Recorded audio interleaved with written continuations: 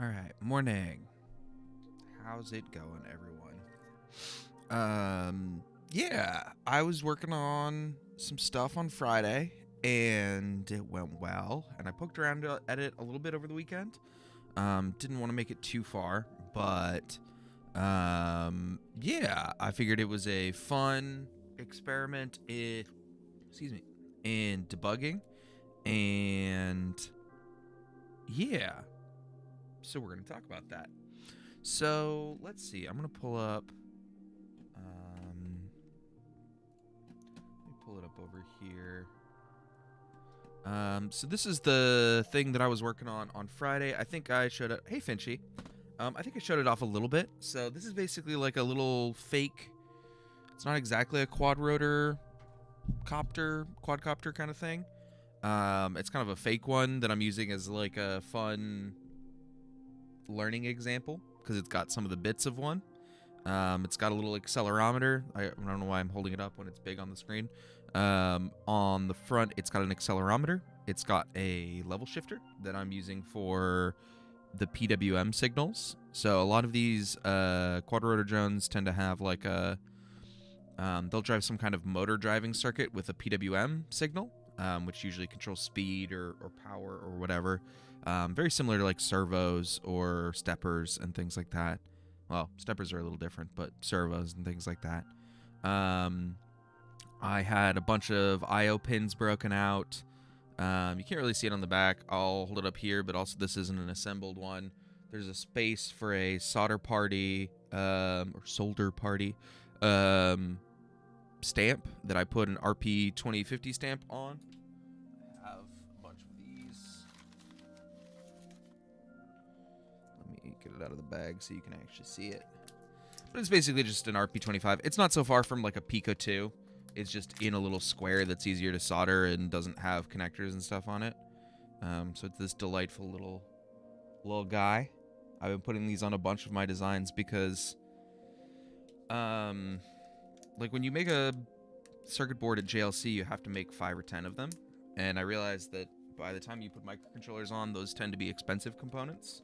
And then a lot of times I only make 2 or 3 of them. Like I only use 2 or 3 of them because like that's all I need. But I had to order 5 or 10. So it's cheaper to just to only put the expensive microcontrollers on the boards that you actually care about. And that also sometimes makes these boards simpler.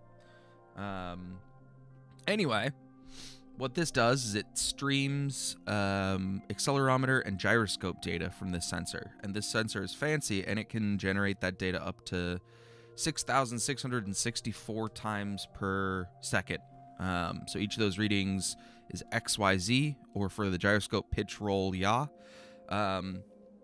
Which means I've got 6 bits, or 6 pieces of 16-bit data, 6,664 times per second. But also some additional information on top of that. Let's not look through my blue sky.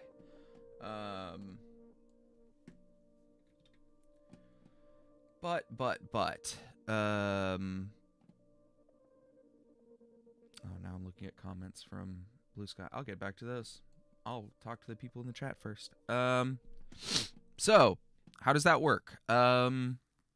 Let's talk about it. Let's talk about what wasn't going well and what I changed about it. So now I'm just looking at the code afterwards. So let me just go ahead and run it. So let me let's do the fun part first, and then we'll explain what it did.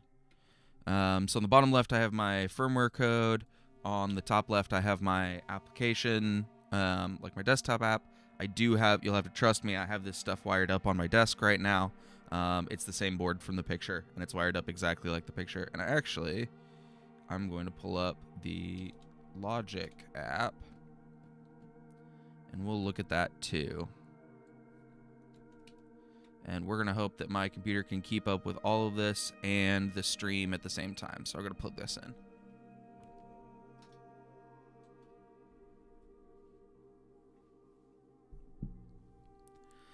So, hey Dion, how's it going?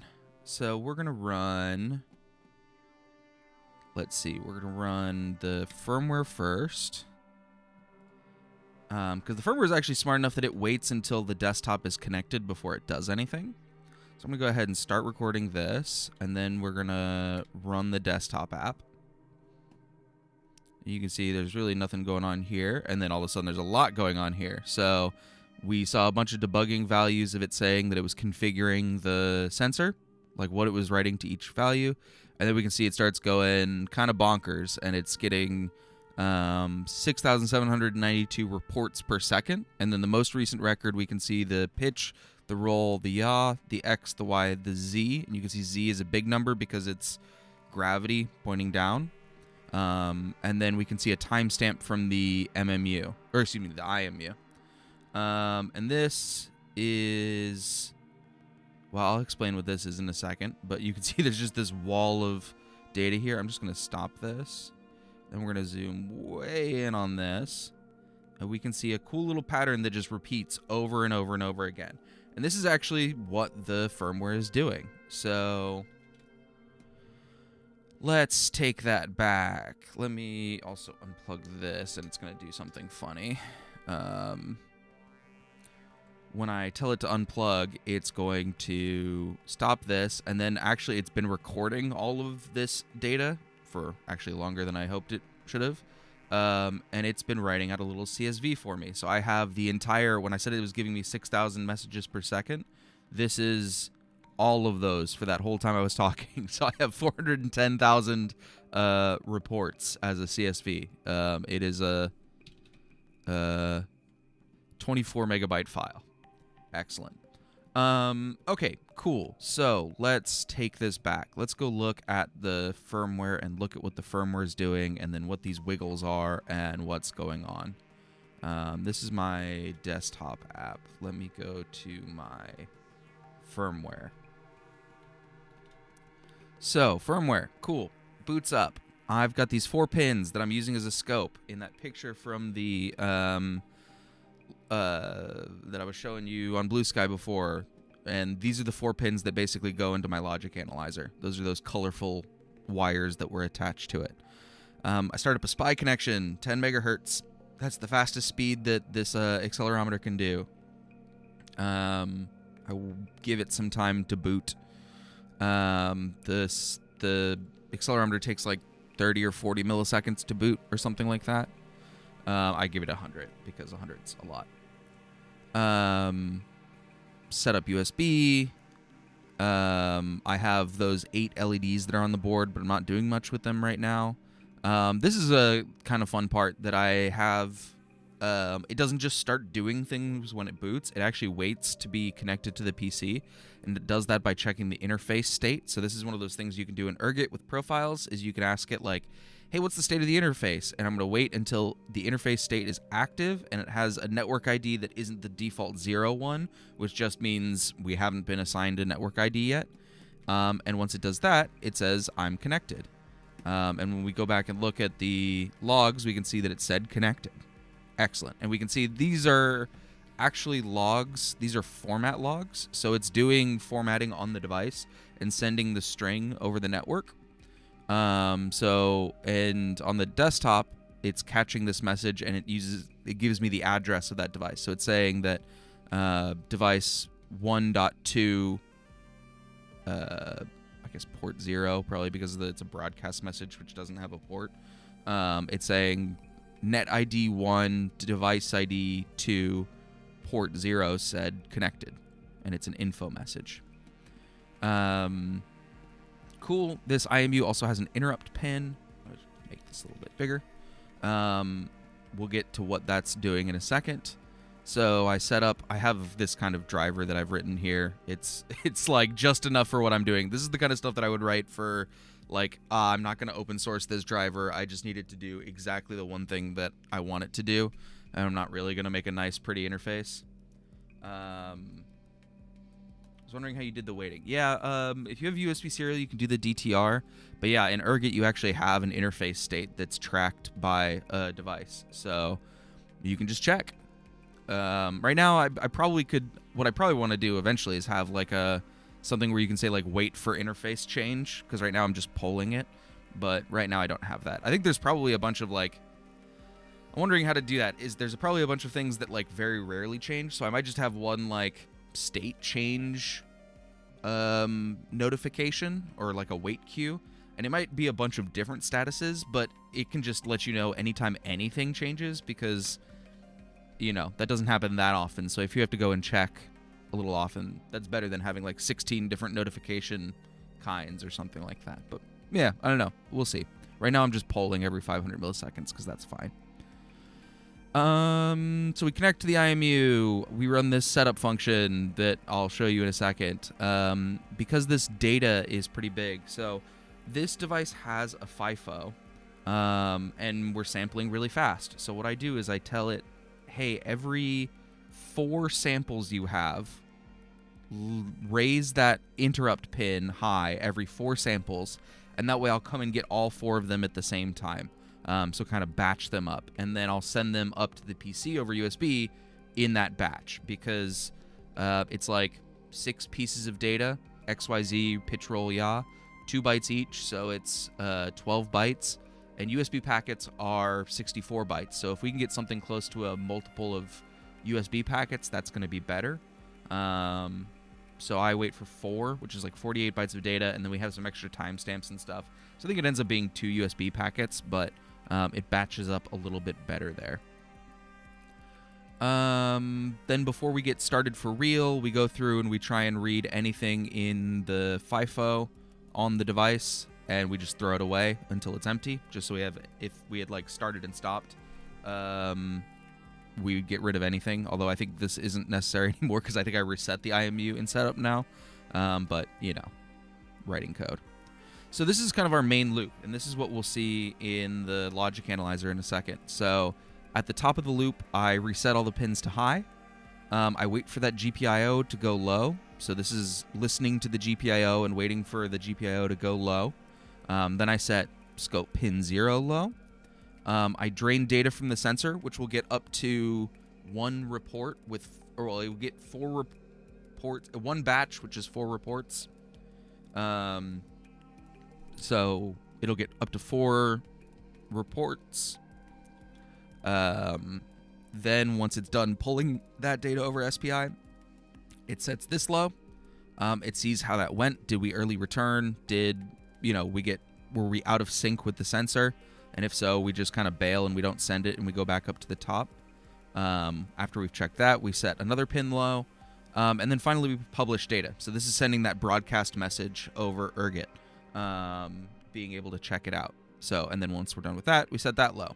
So now looking at that with our oscilloscope, we can see that we're waiting for, so since this one goes low after the IMU goes low, this means that we're sitting idle doing nothing for 221, 222 microseconds. So this is just us waiting on an interrupt for the IMU to say, hey, what's up? I don't have the SPI pins traced out on this, so you can't really see what the IMU is saying, but this is when our system notices that interrupt go low. So then this amount of time between when it goes low and when the next one goes low is how long we spent in this filler function, which is pulling all of the data from the IMU, processing it, checking it, and then going, yes, it is the right data. So this takes 311, call it 312 microseconds. I think the ideal, I did the math somewhere, it's something like 170, 180 microseconds is just the amount of time we need to spend transferring that over SPI. So we're spending a little bit of time processing it as well.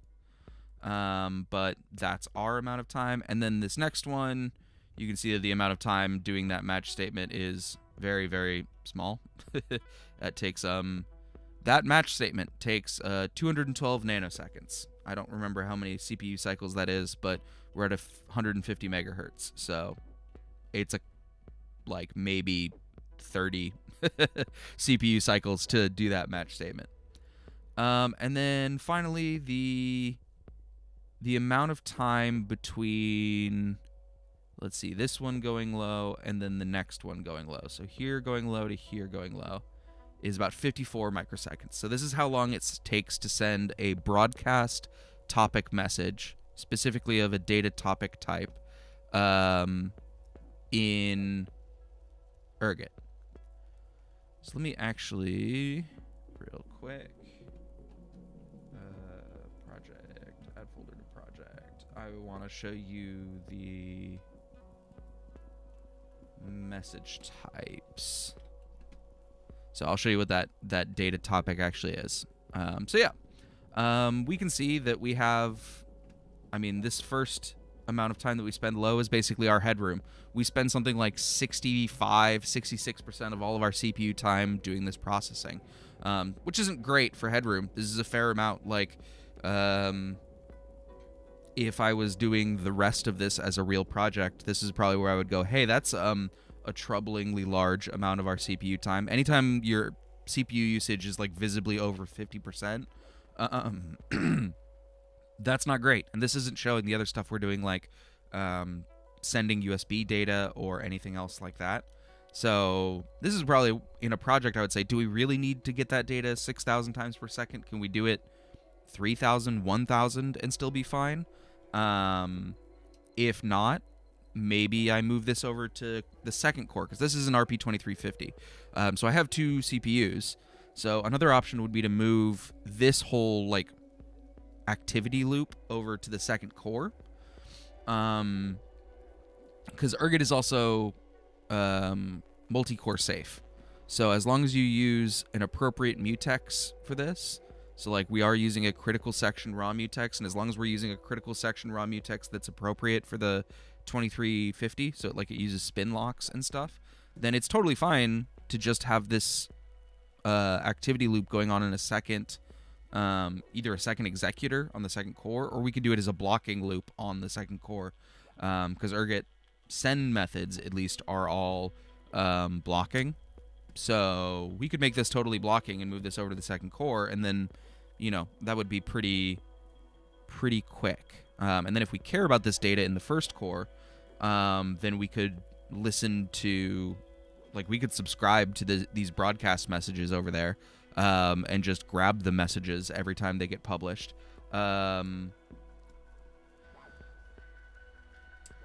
Yeah, so Dion is asking almost the same question that I got asked on Blue Sky. So the issue with this item, and let's dig into this code of just the read one FIFO. So the way the FIFO is set up is there's 4 status bytes and then 2 data bytes. So I create a buffer that has, like, this is the command. So I set the command and then I do a transfer. So this basically does a write and then a read of 6. The SPI interface lets you auto increment, but it doesn't wrap around in the FIFO to keep popping from the FIFO, at least as far as I can tell. So you have to do a bunch of small transfers.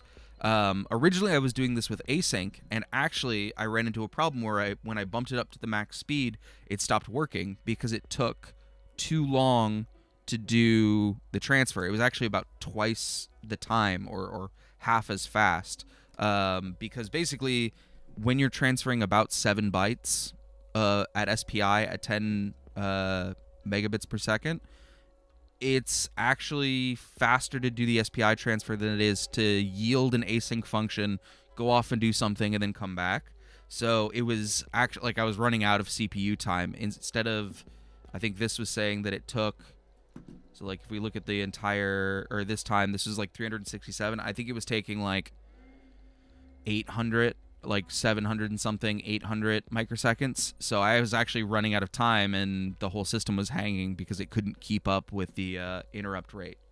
Yeah, for this, if it was much slower or was an occasional, you'd kind of eat the loss. Like, it doesn't matter. But when you're at 7,000 times per second, I just literally ran out. Like, it stopped working because I ran out of CPU time. And this is actually why I hooked up this logic analyzer, because I was like, why is it hanging? And so I ran it at a much slower speed, measured how long it took to do one data sample, and it took too long. I think I was running it at like 1,000 hertz or something like that, and you could see that it was taking like 800.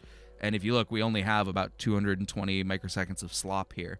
So if it ever took more than 580, 590, we'd be using like 100% of our CPU, and then we probably wouldn't even have time for USB data anymore. So yeah, I ended up coming back, and this driver was originally all async, and I just turned all of it into blocking instead, because you're never doing more than like 6 bytes at a time at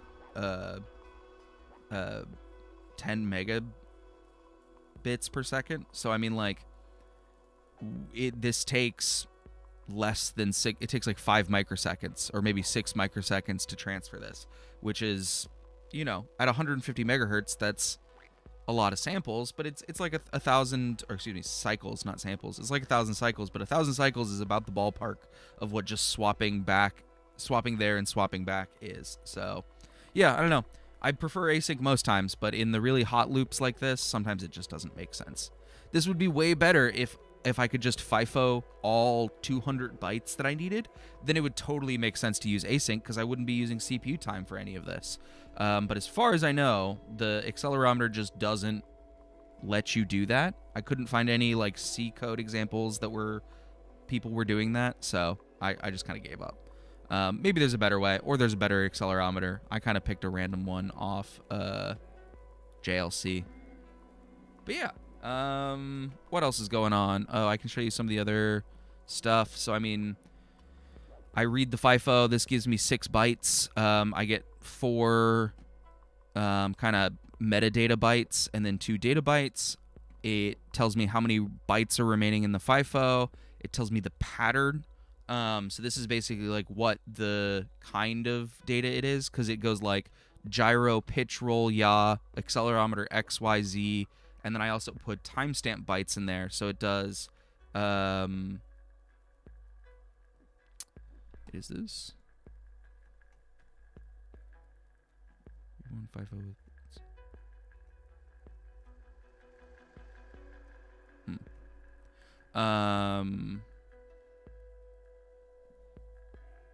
I am confused. Did I copy stuff around and then... Or did I just manually re-implement this?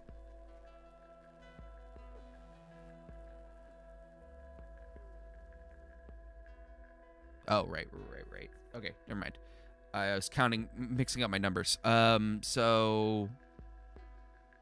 Yeah, you get 2 data bytes. So the pattern that actually comes in the FIFO is pitch, roll, yaw, accelerometer, XYZ, and then I get 3 timestamp bytes. It's one of those things where there's 2 places where there's 6 pieces of data and then 9 pieces of data, and I was like, wait a minute, why is it wrong? And it's not. It's just I'm remembering incorrectly. So I do my remaining. This function sees what we expect the pattern number to be, because it basically counts like 0, 1, 2, 3, 4, 5, 6, 7, 8, then rolls over. So, you know, 0 is the beginning of the next message. So that pattern repeats. And I pull the data. Filler is this function that basically, when the interrupt line goes low, it grabs the microcontroller's timestamp. Then it fills in all the fields in the order that they're supposed to be filled in. Fills in this data item, and then gives it back. So because this is relatively large, I don't actually copy this or make a new one on every loop. I just use I reuse the same mutable one, and I fill in all the fields, because this has a 64-bit microcontroller timestamp, and then 4 instances of a FIFO report, which is 1, 2, I mean, it's 6 I16, so that's like 12 bytes plus 4, so it's like another 16 bytes. So 16 times 4 is 64 plus 8, so it's like 72 bytes. So instead of passing it around, I just reuse the same one over and over, and I just fill in all the fields all the time. But yeah, it does that, and it works fairly well. Anything else I want to show off in this? Yeah, oh, one thing that I did take some time to notice is that the accelerometer data sheet says if you set it at this setting, you will get 6,664 messages per second, and that timestamp field that you saw me reading that ticks at a rate of 25 microseconds per tick. And I went, great, that's lovely. But if we look at the logs here, you can see that I'm actually getting 6,792 or 6,796 messages a second, which is not 6,664. And that's because I've realized that at least at the room temperature of my house, this accelerometer runs 2% faster than it's supposed to. So I get bonus messages every second because instead of being 25 microseconds per tick, it's actually something like 24.5. So basically, it's almost like it's overclocked. Like, it's just at room temperature, this sensor is 2% faster than it should be, which means if you were trusting that each of those messages had a regular interval, or that timestamp value is exactly in ticks of 25 microseconds, it's not. And my PC and my RP2350's timestamps agree with each other mostly, plus or minus a couple microseconds. The IMU just runs really fast, and apparently talking to people who do this more often, apparently that's totally normal, like plus or minus 3 to 5%, especially if you don't have a dedicated clock or if you don't have a dedicated sync pin. Totally normal. So, yeah, thanks, ST. But yeah, noticed that, but this is a totally fine thing to be doing, and this is why when I show that data, I actually have multiple fields here. I have D time, which is the time the PC received the data. E time for embedded, so this is the timestamp of the embassy time. You can see that each block of 4 will be the same for these because we batch these up and receive them 4 at a time, and we get them on the PC side 4 at a time.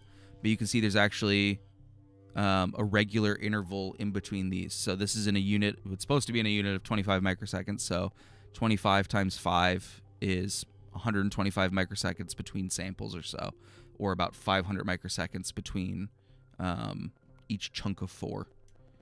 Yeah, and this is so I'd be able to figure out, hey, what is that drift? What is this time?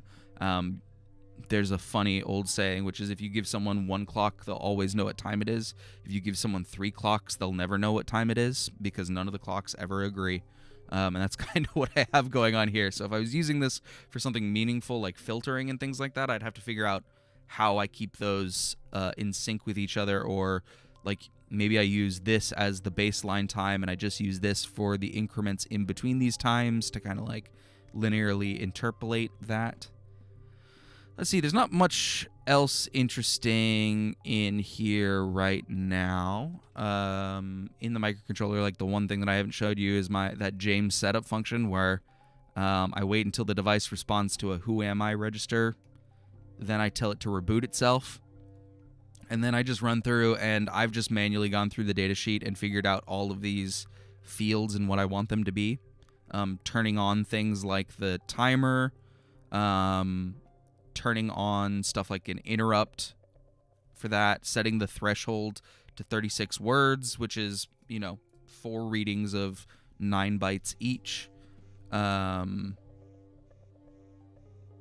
4, yeah. And each reading is 2 bytes and things like that. Setting my data rate to 6.66 kilohertz and stuff like that. So this is not a very general driver. This is exactly what I want for this project. Interestingly, there were some Rust drivers for it, but they were mostly written for standard platforms because I guess you use this accelerometer on a lot of embedded Linux boards and stuff like that. So some people had written them, but they required stud, or I think originally they weren't async, and I thought I was going to use async.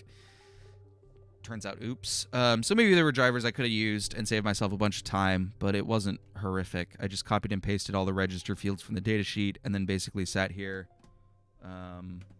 with the datasheet. And because each configuration field is only 1 byte, you can just go and kind of look at this and figure out what the fields are. And so that's what I kind of did with all of this, is me just saying, okay, FIFO control 3, 00, what do I care about this? Okay, I want gyro data to be in there with no decimation, and I want accelerometer to be in there. So it's 00, 001, 001. So you can see 00, 001, 001.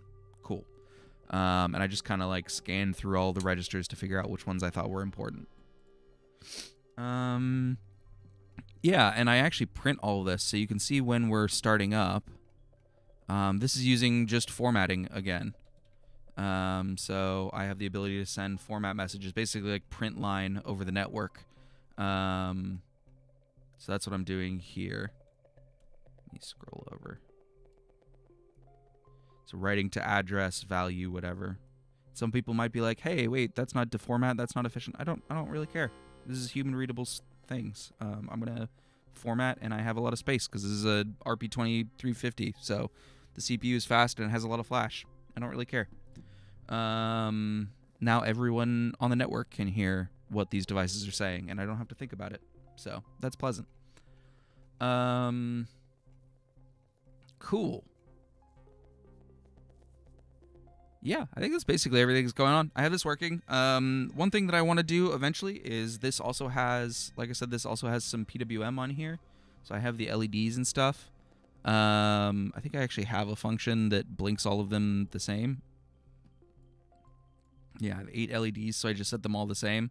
So technically I could be sending this LED endpoint messages, and I can make it blink. I haven't done that yet. One of the things that I want to do is on the PC have it listen to, I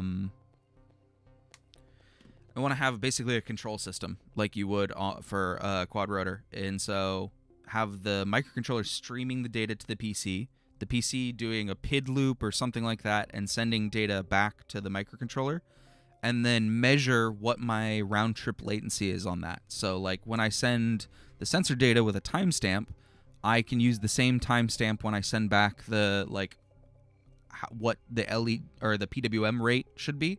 And so on the microcontroller, I then can measure like, okay, well, my embassy timestamp now is currently this, which means it took 600 microseconds to go from my sensor reading to the PC doing a control loop and then sending the output back to me.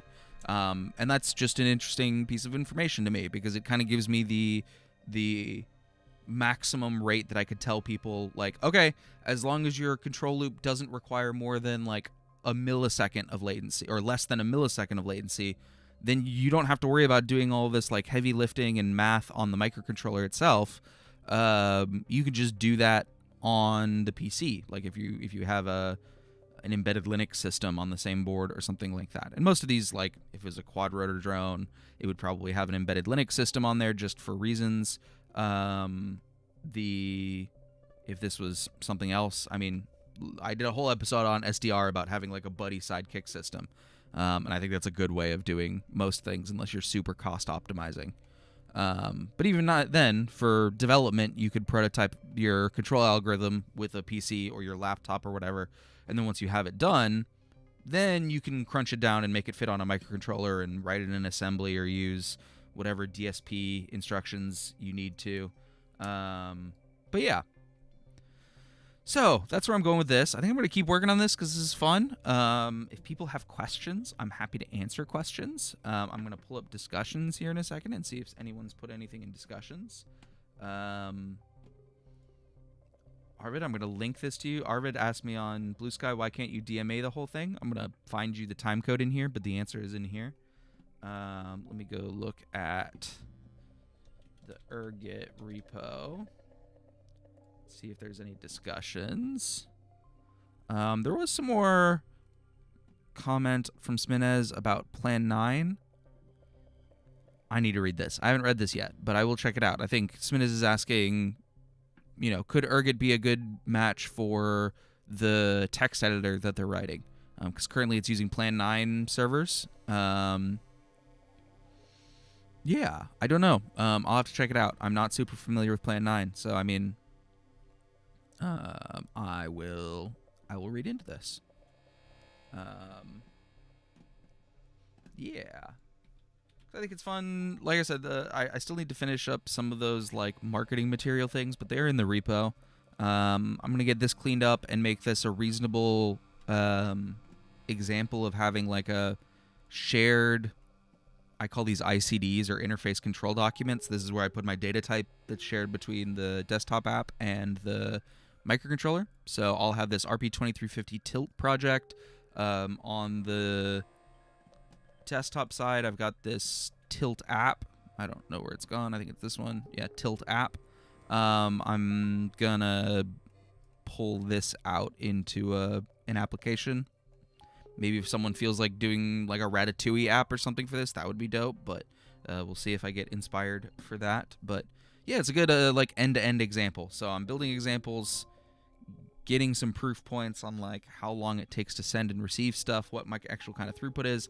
I've been really pleasantly surprised that sending, well, I'm not sending 6,000 messages a second because it's a quarter of that. It's something like 1.7 thousand messages a second over USB.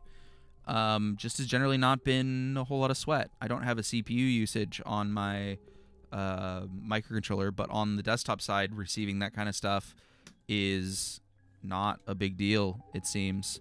Let me do HTOB. Hopefully I'm not leaking any important stuff here, but let me filter Ergot. So if I do, I unplugged my. Actually, I don't even need to read that. I don't even run that. Just running the app. So this is receiving those messages and then storing them. What is it? Oh no, it's called Tilt app, isn't it? Tilt. So my resident memory is like 9 kilobytes. Like it's gonna go up a little bit because it is storing this, but you can see my CPU usage is nothing basically. So I'm gonna unplug this so that it stops, and then it's gonna write this all to a file. So it's gonna be upset because that file already exists. Okay, that's fine. But yeah, CPU usage, you know, the PC is not even sweating at receiving 2,000 messages a second over USB. Microcontroller is using a lot of its CPU time, but most of that's actually just pulling the data from the sensor. So the actual Ergot side of things, of sending messages, is only like 50 microseconds. So can't be too upset with that. Yeah, I don't think I have anything else. So if anyone has any questions, let me know. Otherwise, I'm gonna get back to doing stuff. If anyone ever has, like, if you get Ergot working on your stuff, or if you have questions for it, let me know. Open up a discussion. If you throw up a discussion with like some screenshots of your device working or a video, I'm happy to play that on stream or show that off on stream. It'd be dope to see other people working on stuff here. So if you get a chance, cool. I know some people have started asking me questions and getting some hardware together for it, so that's cool to see. You still got 4 more weeks. I got 4 more weeks of this. Oh, that's probably worth mentioning. Probably should have mentioned that at the top. I'm probably going to do Monday, Wednesday, Friday this week. I'm going to see how that goes, because doing it 5 days was a little much for me. And my Tuesdays and my Thursdays tend to be sort of busy anyway. So Monday, Wednesday, Friday this week. I'll still probably do morning and evenings, so I'll be here tonight at 8 o'clock or so.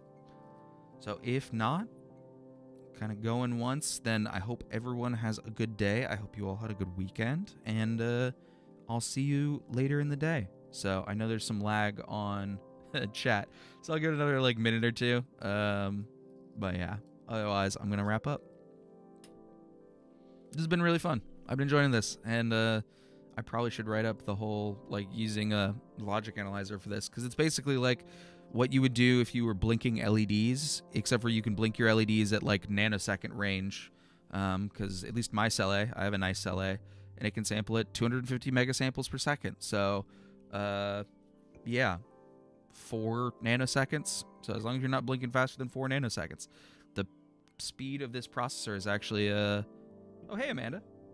Yeah, the speed of this processor is 150 megahertz. So I think if I actually went up to 500 milliseconds or megasamples per second, I would be able to reliably read the internal clock speed of this device. Yeah, I don't think there are any questions. So all of you have a lovely day. It's not so hot here in Berlin anymore. I'm very happy about that, and I will see you all later in the day. Thank you. Bye-bye.